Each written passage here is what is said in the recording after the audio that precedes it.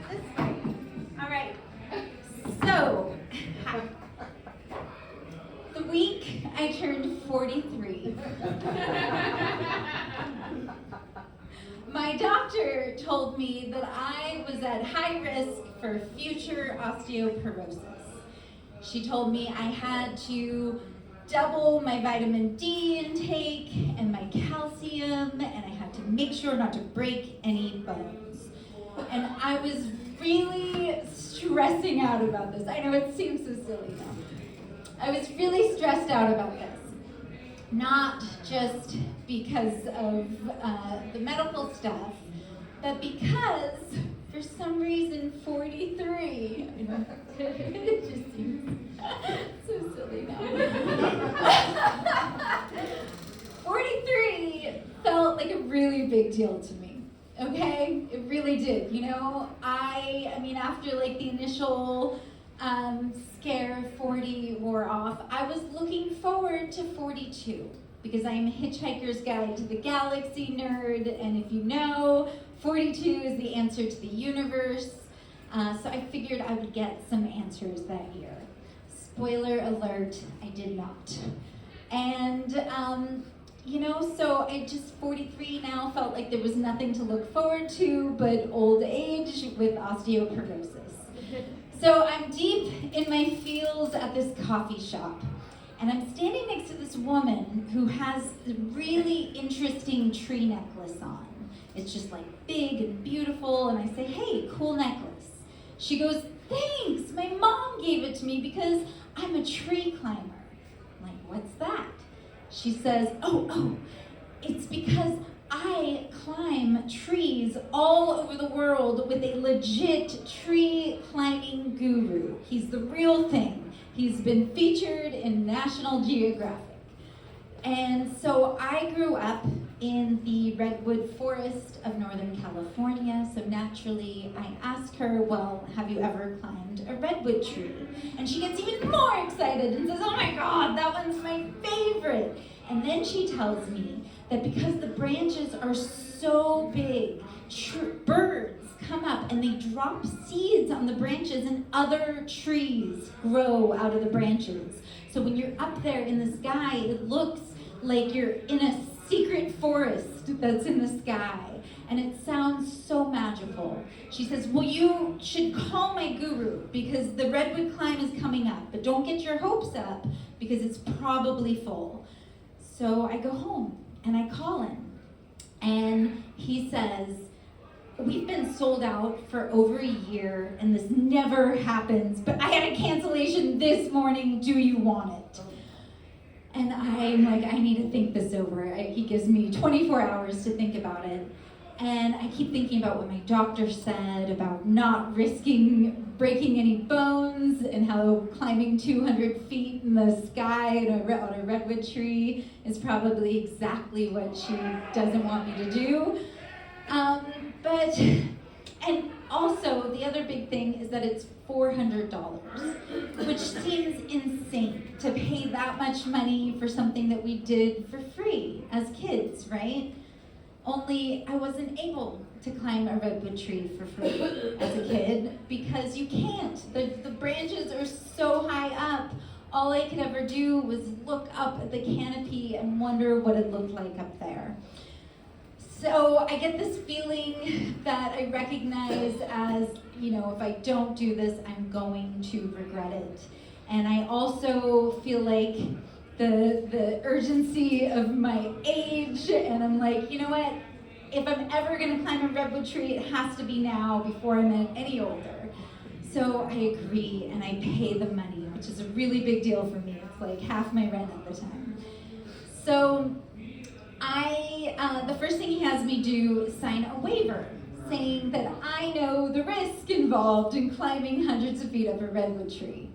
It's death. Death is the risk. So I'm just full of anxiety for the few weeks leading up to this. And it's not just about the money and the risk of falling out of a tree and dying or breaking all my bones, but it's also because it's the clause that said that I had to arrive by 8:45 a.m. or I would forfeit my payment and lose my place to climb the tree. And the reason that was really stressful to me is because I have always had this like chronic tardiness. It was always so hard for me to get somewhere on time, and I was really stressed about it. But I was determined that this time would be different. I would get there on time. So I drive hours north to stay at my parents' the night before, because they live 40 minutes from the climb site. And then I wake up early the morning of the climb, and I have a good breakfast, and I do some stretches, and somehow I still leave at the last possible second. And you're wondering why, and I wish I could tell you. I really could. I just don't know. I just could not get out of there. And when I finally do, I look at the GPS, and it says 8:47. And I'm like, shit. So I am driving as fast as I can through morning traffic, and I'm just cussing at myself, being like, well, how could you do this? How could you do this again? Why? It makes no sense. Why did you not just leave earlier? And I'm rushing and rushing and rushing, and then I see the worst thing I could possibly see, a construction site. And I'm like, no. And I drive up to this construction worker, and I'm in a panic, and I'm like, no, you don't understand. I'm so late. I have to get by. And he's like, sorry, ma'am, there's been a mudslide. And yes, I did notice that he called me ma'am. And I'm just begging him. I'm like, please let me just try to get around it. Please let me try. And he just says, no. So I flip around, and I am voice texting the guru, blaming it entirely on the mudslide. Being like, please make an exception. I really need to do this. And he sends me a message back saying the latest we can possibly wait is 9:05. I look at my GPS, and it now says 9:16 to go the other way around the mountain. And I just say, okay, I'll be there. And now I'm driving even faster and more recklessly, and I know what an asshole I'm being. I just feel awful, and I'm stressed out and full of anxiety. And I get to the site at 9:12, and there's a small group of people waiting for me, and I run out of my car just red-faced and apologizing and feeling horrible. And the next thing I know, I'm geared up, and I'm hanging from this cable in a tree. And it's hard. I didn't know how hard it would be. It's this like pinch grip thing where you have to reach up as high as you can, and you pinch it, and then you sit down, and it makes you kind of inchworm up the tree. And I'm still just rushing, and I'm just like frantic in my head, going a million miles an hour, inchworming up this tree, and the whole time I'm like, you paid $400 for this, just start to enjoy it already. God, you're so awful. And I'm just hating on myself. And I get to the top of the tree, and there's nowhere else to go. I have arrived, and I'm the first one up there. And I make myself take a deep breath and just look around. And it's like strangely quiet, just really quiet. And we're on top of all the other trees in the whole redwood forest, and it feels like I'm on top of the world. I can see all the way to the ocean, which is like 50 miles away. It's insane. And I look at the bark of this tree on the top, and it's like thinner and softer. And I reach out and I touch it, and I swear it's like I could feel the ancient wisdom of this over 1,000-year-old redwood tree, and it makes me feel really young. Really young. I can like hear it laughing at me, thinking that 43 is anything, that 43 matters at all. And I feel so silly about it. And I literally just start like laughing at myself, being like, you were a freaking child in a tree. You can't even get somewhere on time. You have so much more learning to do. And I feel like really grateful that I didn't die in a car accident rushing to get there.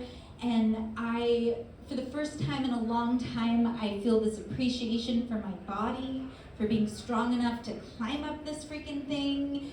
And I realize how ridiculous it is that I have been like hating myself just for getting older and because my body needs a little more maintenance.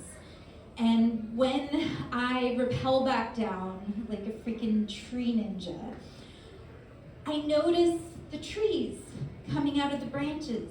And I'm like seeing all these things I didn't even see on my frantic way up. And it really does look like the secret forest in the sky that the woman was telling me about.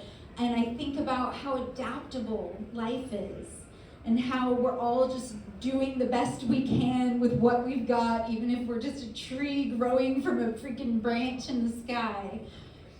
And when I get back down to the ground, I stop worrying about being 43. I stop thinking 43 is old, and I feel ready to tackle my medical issues and finally take charge of my time management, because I know, just like this tree, I'm gonna keep growing. Thank you.